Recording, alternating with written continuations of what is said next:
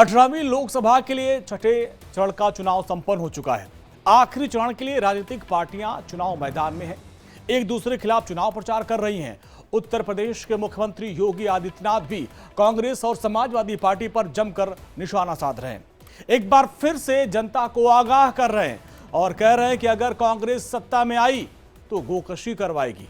एक रिपोर्ट देखते हैं।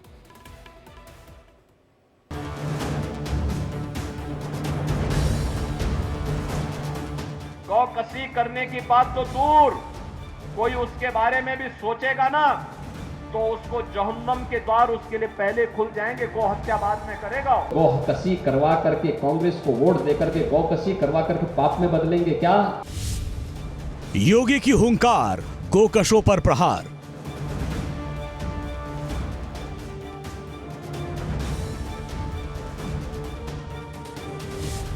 महाराज की चेतावनी, हत्यारों पर नहीं मेहरबानी।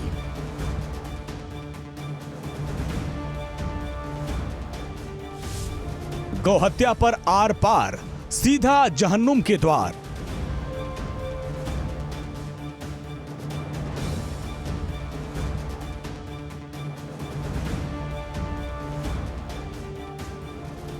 लोकसभा चुनाव में एनडीए की पताका लहराने के लिए सीएम योगी विरोधियों पर जमकर प्रहार कर रहे हैं। कभी वो समाजवादी पार्टी के गढ़ में जाकर उनकी नीतियों पर हमला करते हैं, तो कभी कांग्रेस के गढ़ में जाकर कांग्रेस की देश विरोधी नीतियों का पर्दाफाश। अपनी अलग भाषण शैली से लगातार विरोधियों को परास्त कर रहे हैं।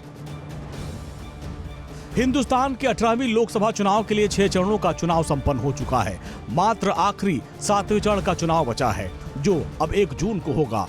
इस बीच राजनीतिक पार्टियां अपने आखिरी प्रहार के लिए चुनावी मैदान में हैं। विरोधियों पर पूरी ताकत के साथ प्रहार किया जा रहा है।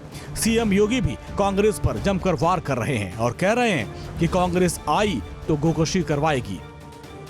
कांग्रेस कह रही है हम गौकशी करवाएंगे।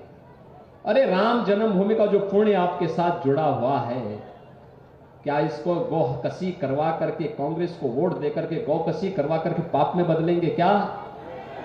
पाप में बदलेंगे क्या? ये पाप कभी मत करना, कभी नहीं करना। तो मैंने सबसे पहले दिन क्या काम किया था? स्लॉटर हाउसेस सब बंद करवा दिए। मैंने कहा कोई स्लॉटर हाउस नहीं चलना चाहिए, जीव हत्या नहीं होगी, और अगर किसी ने किया तो उसको फिर उठा के बंद कर देंगे उसी स्लॉटर हाउस में।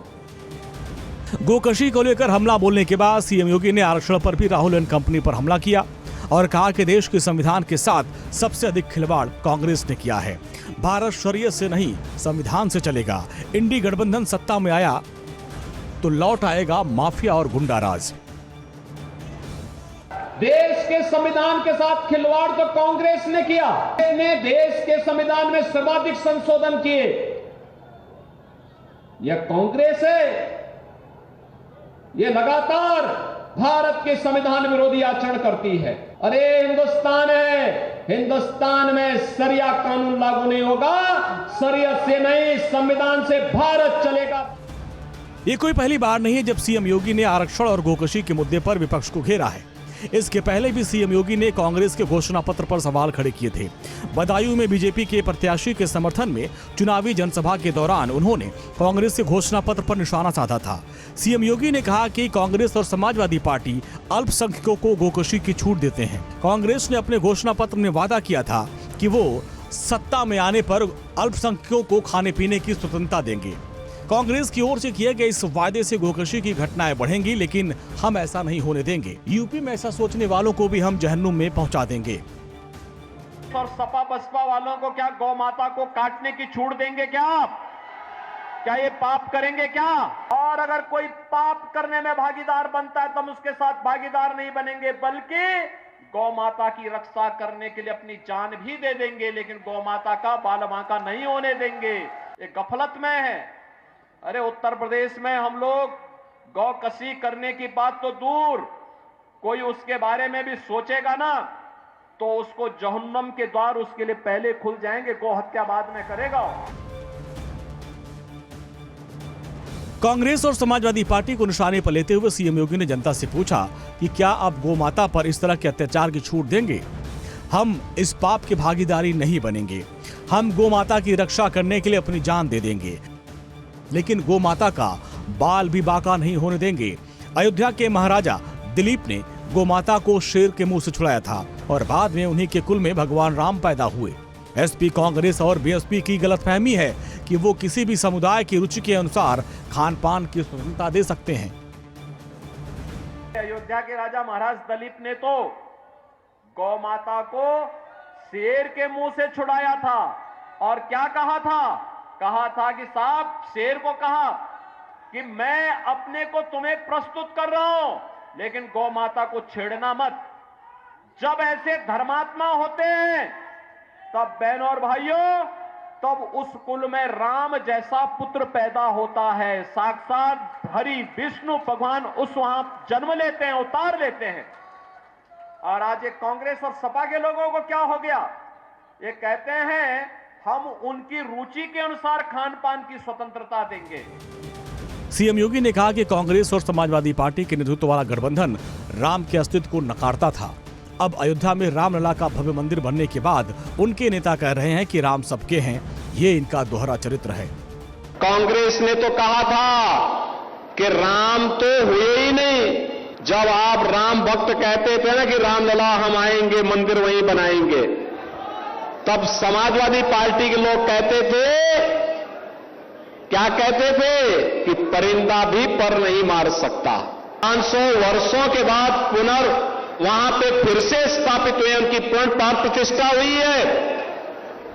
इसका श्रेय अगर किसी को जाता है तो मोदी जी को जाता है, मोदी जी को। सीएम योगी ने कई रैलियों में मंचों से कांग्रेस के घोषणा पत्र में विरासत टैक्स पर निशाना साधा। उन्होंने विरासत टैक्स को औरंगजेब का जजिया कर बताया और साथ ही कांग्रेस की यही मंशा है बताया। कांग्रेस का मैनिफेस्टो भी आपने देखा होगा। औरंगजेब ने एक कर लगाया था, उसका नाम है जजिया कर। आज कांग्रेस भी अपने मैनिफेस्टो में जजिया कर की बात करती है। ये जजिया कर क्या है? जो उन्होंने विरासत टैक्स की बात की है। रैलियों के मंच से सीएम योगी विपक्ष को किसी भी मुद्दे पर नहीं छोड़ते। उन्होंने कांग्रेस एसपी गठबंधन पर दलितों पिछड़ों के आरक्षण पर सेधमादी का प्रयास करने का भी आरोप लगाया। उन्होंने कहा कि संविधान में धर्म के आधार पर आरक्षण का प्रावधान नहीं है, लेकिन कांग्रेस एसपी दलितों और पिछड़ों का आरक्षण मुसलमानों को देने की तैयारी कर रहे हैं। साथ ही उन्होंने कहा कि गरीबी हटाओ का जो नारा 60 साल पहले दादी ने दिया था, वो आज पोता रट रहा है। इस सपने दिखाने का काम तो वे लोग बोलते थे, ये सपने दिखाने का काम तो एक कांग्रेसी करते थे। दादी ने 1970 में नारा दिया था गरीबी हटाओ का, पोता भी तोते की तरह आज वही डट रहा है कि गरीबी हटा देंगे। एक पत्रकार ने पूछा कैसे हटाएंगे, तो कहता एक झटके में हटा देंगे। बीजेपी ने अब की बार 400 का नारा दिया है। अब बीजेपी इस बार कितनी सीट जीतेगी, ये तो 4 जून के परिणाम आने के बाद पता चलेगा। लेकिन अगर बीजेपी तीसरी बार हैट्रिक लगाती है तो सीएम योगी का उसमें बड़ा योगदान होगा। पिछले 7 सालों में उन्होंने यूपी में गुंडों और माफियाओं पर शिकंजा कसकर बाबा बुलडोजर की अपनी छवि तैयार की है। उसी के चलते बीजेपी के स्टार प्रचारकों में उनकी सबसे ज्यादा डिमांड होती है।